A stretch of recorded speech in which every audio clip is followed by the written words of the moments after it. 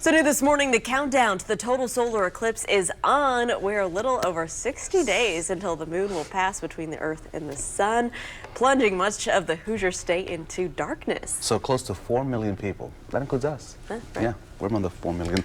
Live in the path of totality here in Indiana. WRTV's Nico Panisi shares how folks up in Delaware County and Muncie are preparing for the big event.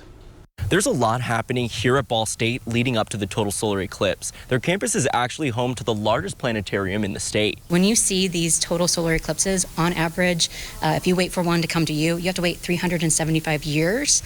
Indiana, most of it, had to wait over 1,000 years. Planetarium director Dana Thompson says the university has been preparing for the astronomical phenomenon for years. The majority of the educational programming at the Charles W. Brown Planetarium will happen days leading up to April 8th. The weekend is slated with special workshops, lectures, planetarium shows, theater, and more. During the eclipse itself, we are encouraging people to take the information they learned at our eclipse events the weekend before, the months before the event, and experience the eclipse in their own backyard or at the destination that they choose. The opportunity to watch from his home state is something graduate student Caleb Whitcomb has been waiting for his whole life. As a little kid, he was always fascinated by the expansive wonders of the night sky. I loved reading about, the space race, and, for my childhood hero was Neil Armstrong. In 2017, Whitcomb traveled to Kentucky to see the total solar eclipse with his own 2 eyes, an experience that inspired him to go back to school and study astronomy. You can feel it becoming darker, the temperature is starting to drop a little bit.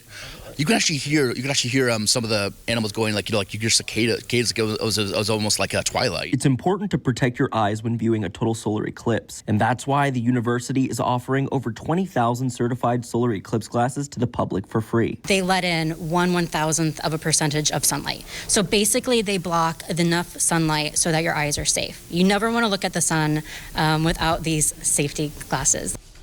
And these are the glasses in question. Wow. When are you supposed to wear commodity. them? Yeah, well, when you're watching partial phases of the eclipse, that's before and after totality, you should be wearing them. It should look like this. But during that very short, brief window, about 3 minutes and 40 seconds, when the sun is completely blocked, you're able to take them off, and then it's safe to completely view it with the naked eye. Awesome. And experts were telling me that you should not be wearing your normal sunglasses just from home, because that will not protect your eyes during the solar eclipse. So you have we all have choices where to see this. IMS, Bloomington, obviously Muncie, anywhere really in Indiana.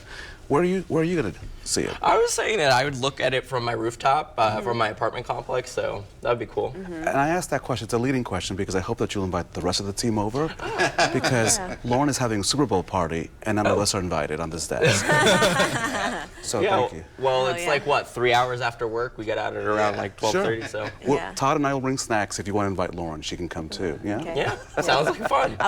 We were just saying, can I watch it from the south side so I don't get stuck in the traffic? At the amphitheater in then Franklin. you can back road it back home and maybe miss the crowds if you're familiar. Franklin's going to be one of the Franklin's prime going to be spots. a good spot. Yeah. I will tell you that I went to Evansville for the event in 2017. It was a partial eclipse. Right. The worst part was the traffic, because once the event is over, people run home. Yeah, the guy I interviewed, Caleb, he said he traveled to Hopkinsville, Kentucky, and they left around 4 o'clock, and he said he didn't get home until midnight. Yes. So, hello, yes. Yeah, so think about that when you're thinking about where you're going to watch it.